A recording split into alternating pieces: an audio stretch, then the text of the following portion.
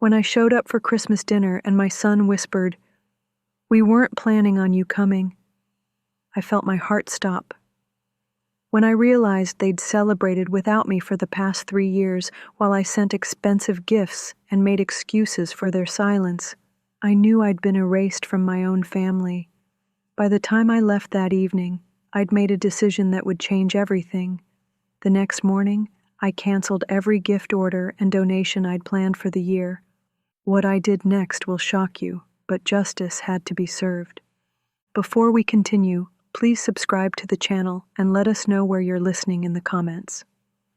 I rang the doorbell at my son David's house at exactly 4 p.m. on Christmas Day, holding a bottle of expensive wine and the homemade apple pie that had been our family tradition for 30 years.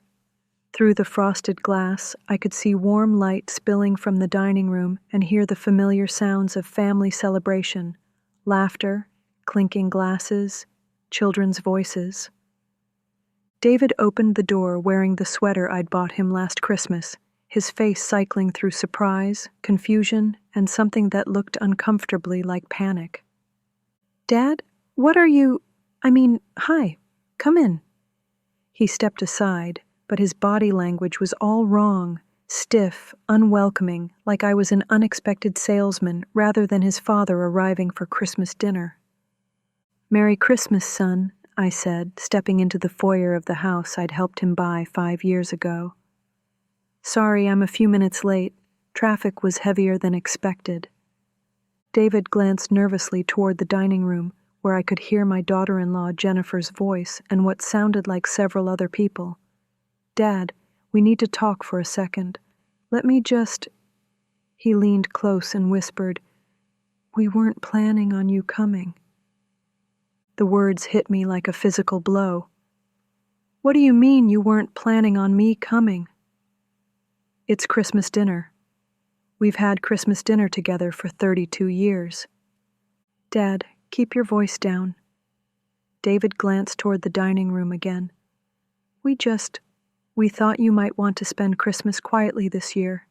You know, after Mom died, we figured big family gatherings might be too hard for you."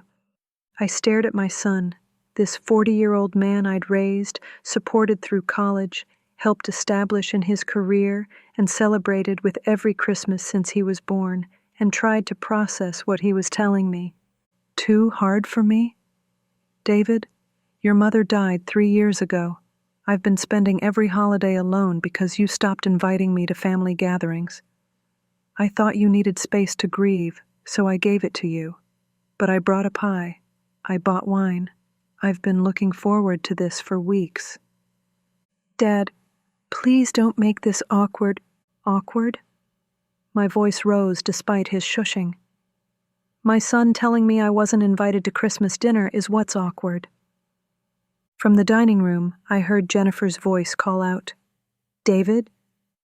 Is everything okay?" "Everything's fine, honey," David called back, then turned to me with desperation in his eyes. "Dad, look, why don't you join us for dessert later? Maybe around 7? We're just finishing up the main course now." "Finishing up? David, it's 4 o'clock. What time did dinner start?" Around noon." "Noon? You've been having Christmas dinner since noon and you didn't invite me? Dad, please." I walked past him toward the dining room, carrying my pie and wine like some kind of pathetic peace offering. What I saw when I entered that room will stay with me forever. The dining table was set for 8 people.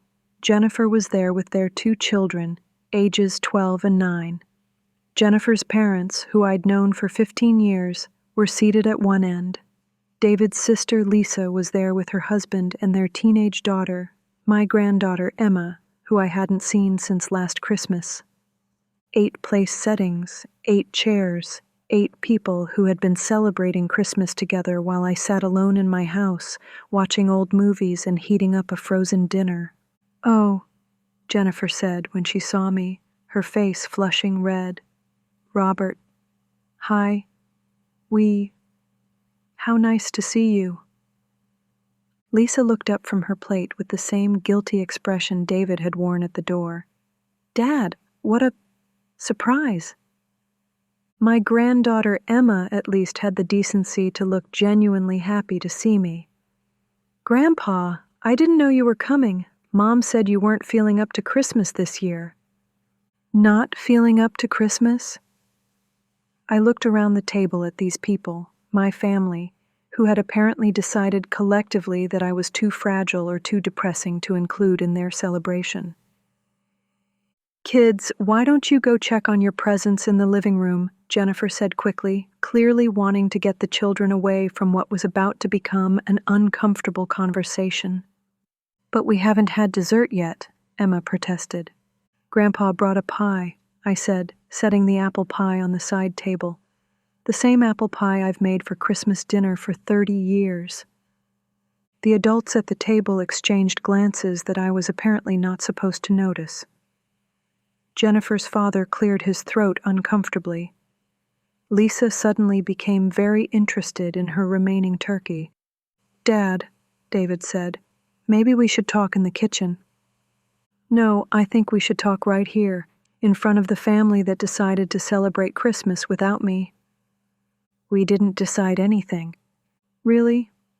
Because this dinner didn't plan itself. These place settings didn't arrange themselves. This turkey didn't cook itself. Someone decided to have Christmas dinner, and someone decided not to invite me. Jennifer finally spoke up. Robert, we thought, after Margaret died, we thought big family gatherings might be too painful for you. We were trying to be considerate. Considerate would have been asking me what I wanted instead of assuming I wanted to spend Christmas alone. But you've been so quiet the past few years. I've been quiet because you stopped including me in family events. I thought you needed time to process your grief without having to take care of the sad widower. David sat down heavily in his chair. Dad, that's not. When was the last time you called me just to talk, David? When was the last time you invited me to dinner? When was the last time you included me in any family gathering? Silence. I'll tell you when. Last Christmas, 365 days ago. And even then, I felt like an obligation rather than a welcome guest. Dad, you're being dramatic. Am I? Let me ask you something, David. How long has this dinner been planned? More guilty glances around the table. How long? We started planning it last month, Jennifer admitted. Last month? You've been planning Christmas dinner for a month, and it never occurred to anyone to invite me.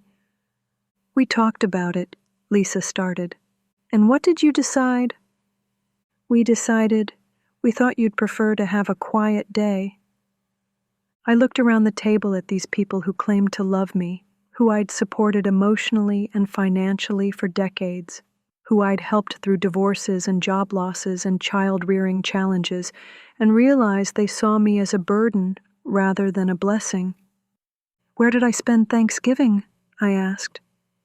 Dad, where did I spend Thanksgiving, David? You were at home.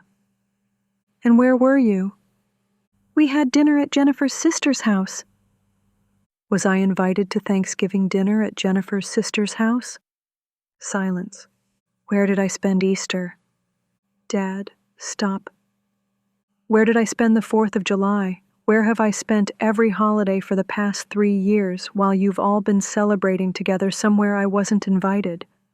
Emma, who was still sitting at the table despite her mother's suggestion to leave, spoke up quietly.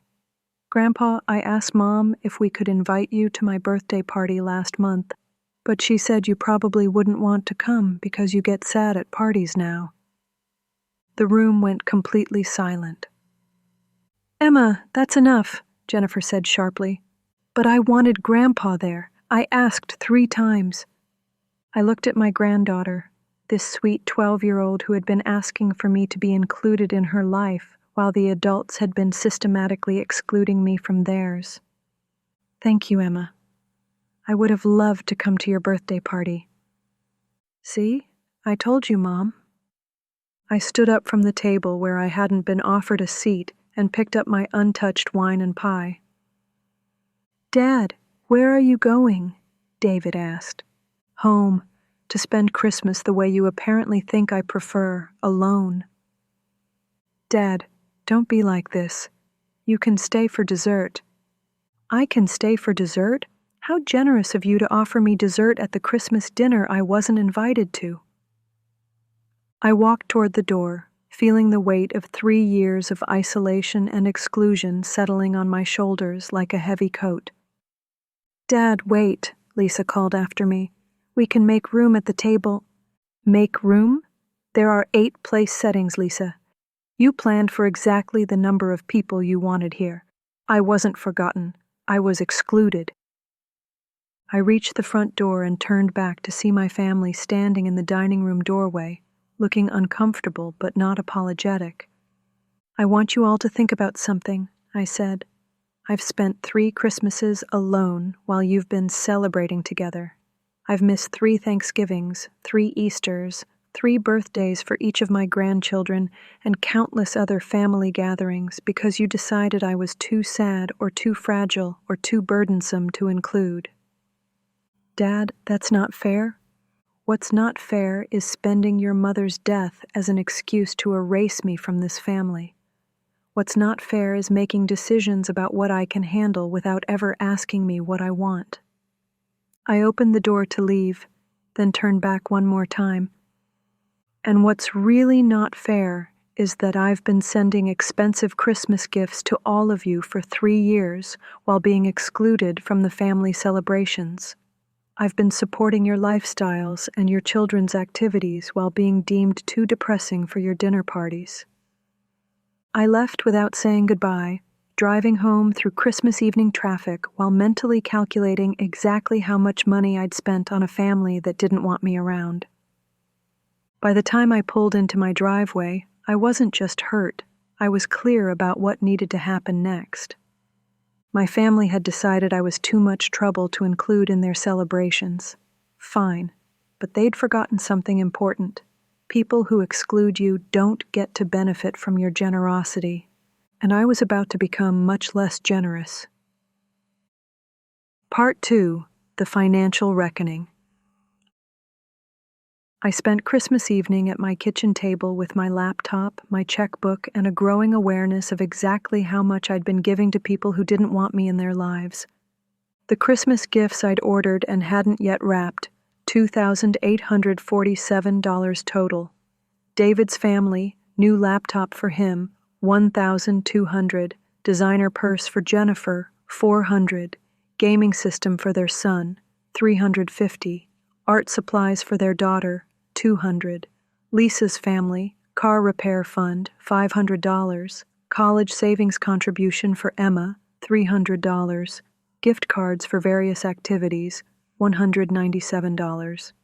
All of it sitting in Amazon boxes in my garage, waiting to be wrapped for people who hadn't invited me to Christmas dinner. David's mortgage payment, which I'd been contributing to since his job change last year. $800 per month for 8 months. Total, $6,400.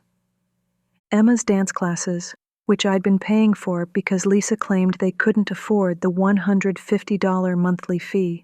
$1,800 per year for 2 years. Total, $3,600. Jennifer's master's degree program, which I'd been funding because education is an investment in the family's future. $800 per month for 18 months. Total, $14,400. The family vacation to Disney World last summer that I'd paid for but hadn't been invited on, $4,200. The emergency fund I maintained for both children, which they accessed regularly for unexpected expenses, approximately $12,000 over the past 3 years. Total amount I'd spent on a family that had systematically excluded me from their celebrations, $43,247. $43,000 I'd given to people who thought I was too sad to include in Christmas dinner. I opened my laptop and began making changes. The first thing I did was cancel every pending Christmas order. Amazon's return policy was generous during the holiday season.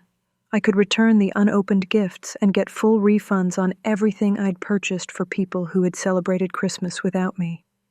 The second thing I did was log into my bank account and remove David and Lisa as authorized users on my emergency fund account. Their access to my money ended at 11:47 p.m. on Christmas Day. The third thing I did was cancel the automatic monthly transfer to David's mortgage account. If he was mature enough to decide his father was too burdensome for family dinner, he was mature enough to pay his own mortgage. The fourth thing I did was email Emma's dance studio and cancel the automatic payment from my account. If Lisa thought I was too depressing for birthday parties, she could figure out how to pay for her daughter's activities herself. The fifth thing I did was contact Jennifer's university and remove myself as an authorized payer on her tuition account. If my presence was too difficult for family gatherings, my money could be too difficult for her education. By midnight on Christmas Day, I had systematically removed myself from every financial obligation to a family that had removed me from every celebration. My phone started ringing at 8:23 a.m. on December 26th. David's name flashed on the screen. I let it ring through to voicemail. The voicemail was predictable. "Dad, I just got a notification that my mortgage payment was declined. I'm sure it's a bank error, but can you call them and fix it? The late fee deadline is tomorrow, and I can't afford to pay the full amount myself right now." I didn't call back. Lisa called at 10:15 a.m. I answered this time. "Dad, Emma's dance teacher called and said our payment was declined. What happened?" "I stopped paying for it." "What do you mean you stopped paying for it?"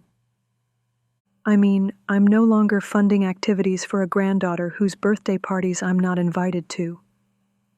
"Dad, that's ridiculous.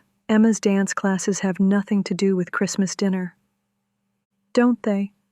You decided I was too sad to be around your family, Lisa.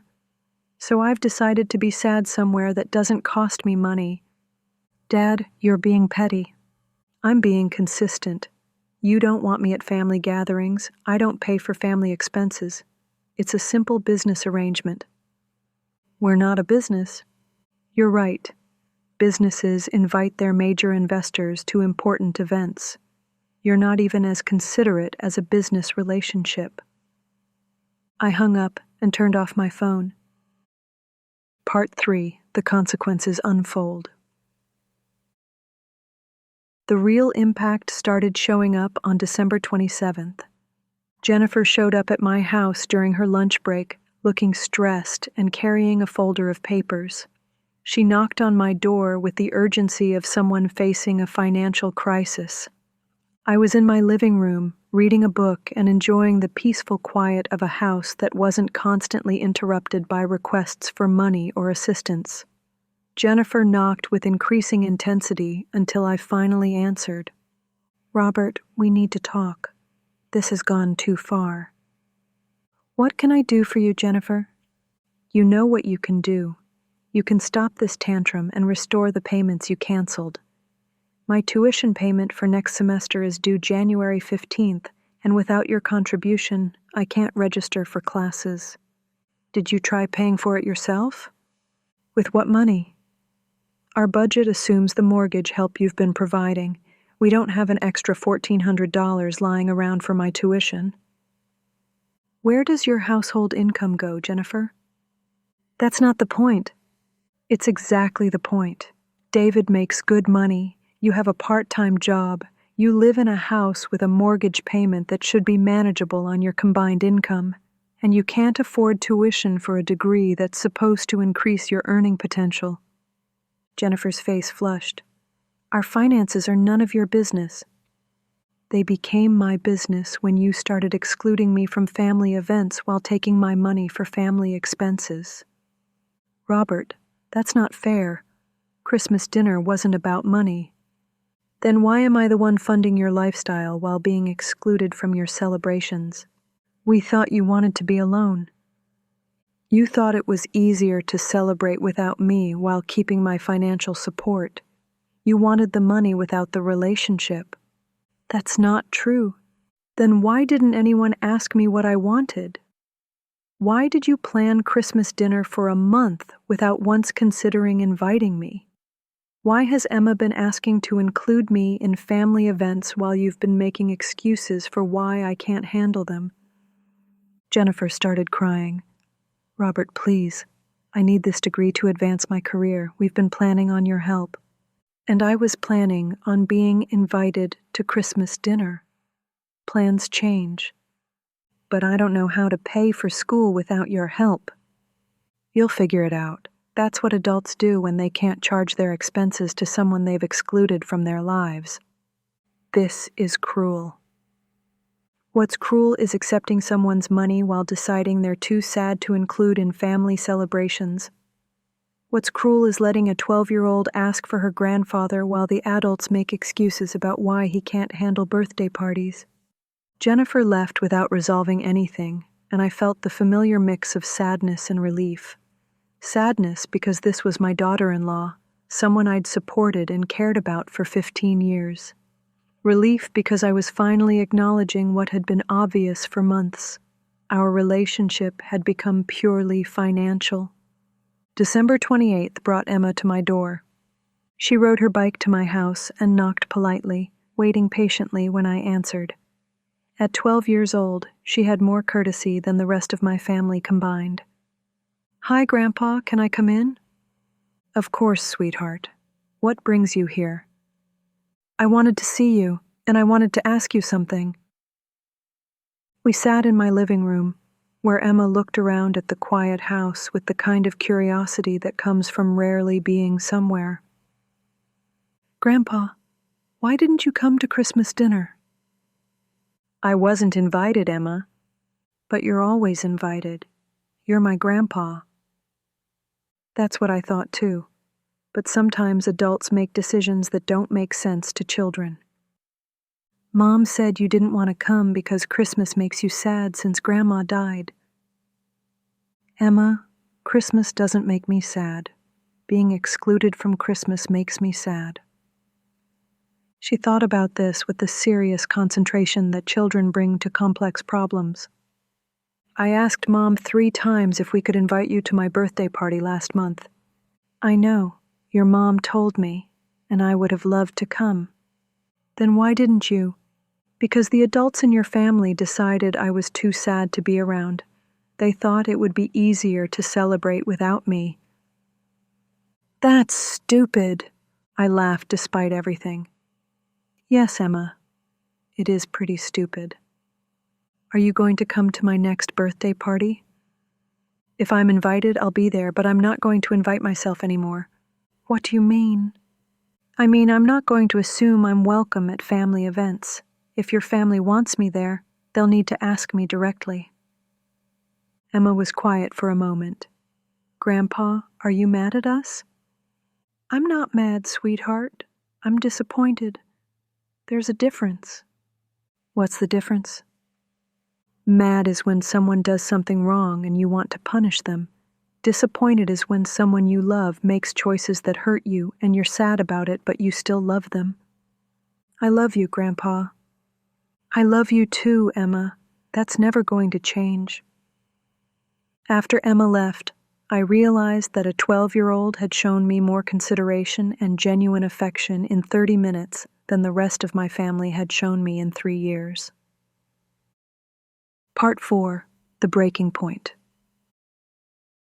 The real confrontation came on New Year's Eve when both David and Lisa showed up at my house together, clearly having coordinated their intervention. I was preparing a quiet dinner for one, planning to watch the ball drop on television and reflect on a year that had ended with some painful but necessary clarity. The doorbell rang at 6 p.m. "Dad, we need to talk," David announced, stepping into my house with the confidence of someone who still expected to be welcome despite everything. "This financial punishment has to stop," Lisa added, following him into my living room. "You're hurting Emma. You're hurting Jennifer's education. You're putting David's mortgage at risk. This is bigger than hurt feelings about one dinner." One dinner that represented 3 years of exclusion from family life. Dad, we've explained about the dinners. You explained that you decided I was too sad to include in celebrations. You never asked me what I wanted. You never considered that maybe I wanted to be around family during difficult times instead of isolated from them.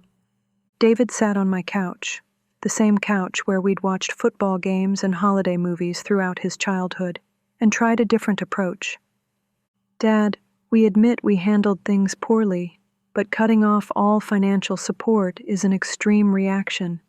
Jennifer might have to drop out of school. I might lose the house. Emma can't continue her dance classes. And I've spent 3 Christmases alone while you celebrated as a family. Which situation seems more extreme to you? Dad, those are completely different issues. Are they? You exclude me from family life, but expect me to fund family expenses. You decide I'm too fragile for birthday parties, but stable enough to pay for dance classes. You assume I want to spend holidays alone, but never assume I might want to stop paying for celebrations I'm not invited to. Lisa leaned forward. Dad, we understand you're hurt about the dinners, but punishing Emma and Jennifer isn't fair. They're not the ones who made those decisions. Jennifer is the one who told Emma I was too sad for birthday parties. Jennifer is the one who's been accepting tuition money while supporting the decision to exclude me from family gatherings. She was trying to protect you. From what? From my own granddaughter's birthday party? From Christmas dinner with my own family? The only thing Jennifer was protecting was her own comfort. Dad, this scorched earth approach isn't solving anything. It's solving the problem of me funding a family that doesn't want me around. David tried yet another angle. Dad, we want you around. Christmas dinner was a misunderstanding. A misunderstanding that lasted 3 years, a misunderstanding that included Thanksgiving, Easter, the 4th of July, and every birthday and celebration in between. We thought we were being considerate. Considerate would have been including me and letting me decide if I was comfortable. Considerate would have been asking what I needed instead of assuming what I couldn't handle. The conversation continued for 2 hours, but the fundamental issue never changed. My children wanted the financial benefits of having a generous father without the emotional work of maintaining a genuine relationship with him. They wanted my money without my presence, my support without my participation, my generosity without my company. When they finally left, I felt something I hadn't experienced in years, complete clarity about my priorities and boundaries. I wasn't their father, I was their funding source, and funding sources that get excluded from the activities they're funding eventually stop providing funds. Part 5. The New Reality. 6 months later, the true scope of the change became apparent. David had figured out how to manage his mortgage payments, though it required significant lifestyle adjustments, fewer restaurant meals, a more modest vacation budget, careful financial planning. Dad, I never realized how much of our lifestyle was dependent on your support, he told me during one of our monthly coffee meetings. We were living beyond our means because we knew you'd cover the shortfall. How do you feel about that now? Embarrassed, honestly. We're both college-educated adults with decent jobs. We should have been able to manage our finances without requiring monthly assistance from you. Jennifer had found a way to continue her education through a combination of student loans, employer tuition assistance, and a more aggressive work schedule. The process had been difficult, but she'd figured it out. I didn't realize how much I'd been taking your support for granted, she admitted during a family dinner I'd actually been invited to. When the money stopped, I had to figure out what my education was actually worth to me. Turns out it was worth enough to find other ways to pay for it. Lisa had enrolled Emma in a less expensive dance program and found ways to manage the costs through her own budget adjustments. More importantly, she'd started including me in family discussions about Emma's activities. Dad, I think excluding you from decisions about Emma was wrong even beyond the financial aspect, she said. You're her grandfather. You should have a say in her life, and she should have access to you. The most significant change was in how family gatherings were planned and executed. Instead of making assumptions about what I could handle, family members started asking directly what I wanted to participate in. Robert, we're planning Easter dinner, Jennifer said during a phone call in March. Would you like to join us? And if so, is there anything special you'd like us to include? I'd love to join you, and I'd like to make my apple pie if that's okay. That sounds perfect. Emma specifically asked if you'd be bringing the pie. For Emma's 13th birthday, Lisa called me 3 weeks in advance. Dad, we're planning Emma's party for the 15th. She really wants you there. Can you make it? I wouldn't miss it. Great. She wants to know if you'll help her with the decorations like you used to when she was little. I'd be honored to help with decorations. The financial changes had forced emotional changes. Without the buffer of my money solving their problems, my children had to engage with me as a person rather than as a resource. I think the money thing was actually getting in the way of our real relationship, David reflected during one of our regular lunches. When you were solving our financial problems, we didn't have to solve our emotional problems. What do you mean? I mean, it was easier to accept your money than to deal with the fact that we'd been pushing you away since Mom died. The money let us avoid confronting how we'd been treating you. Lisa had similar insights. Dad, I think we used Mom's death as an excuse to restructure our family in a way that was more convenient for us. We didn't want to deal with your grief or our own, so we created distance and then justified it by saying it was for your benefit. And now we're dealing with our grief together instead of separately. It's harder, but it's more honest. 1 year after the Christmas dinner incident, my family had evolved into something genuinely functional. We celebrated holidays together, but everyone contributed according to their ability. We supported each other emotionally, but no one was excluded from decision-making. Most importantly, I was invited to every gathering, and my presence was welcomed rather than tolerated. Grandpa, I'm so glad you're here for Christmas this year, Emma said as we were setting the table for our family dinner. It didn't feel like real Christmas when you weren't here. I'm glad to be here too, sweetheart. Are you going to make your apple pie every year now? As long as I'm invited to Christmas dinner, I'll make the pie. You'll always be invited, Grandpa. I'll make sure of it. The Christmas dinner that had excluded me had ultimately led to my inclusion in a family that had learned to value relationships over convenience, presence over presence, and genuine connection over financial dependency. 2 years later, I can honestly say that the most painful Christmas of my life led to the most meaningful family relationships I'd ever experienced. Sometimes the most loving thing you can do is stop enabling people to take you for granted. Sometimes teaching respect requires withdrawing support until people learn to value what they've been receiving for free. My family had learned that excluding someone while taking their money isn't just inconsiderate, it's unsustainable. I had learned that generosity without boundaries isn't generosity. It's enabling behavior that ultimately damages relationships. The strongest families are the ones where everyone shows up for each other, not just for the financial benefits. That's a lesson worth learning, even when the teaching process is expensive and painful. If you like this story, please like this video, subscribe to the channel, and share your thoughts about family boundaries in the comments. To listen to the next story, click on the box on the left. Remember, people who exclude you from celebrations don't deserve to benefit from your generosity. Love without respect isn't love, it's a transaction. And the most valuable gift you can give your family is the expectation that they treat you like family, not like a bank account. The best family relationships are built on mutual respect, genuine inclusion, and shared responsibility. That's a tradition worth fighting for, even when the fight costs you everything.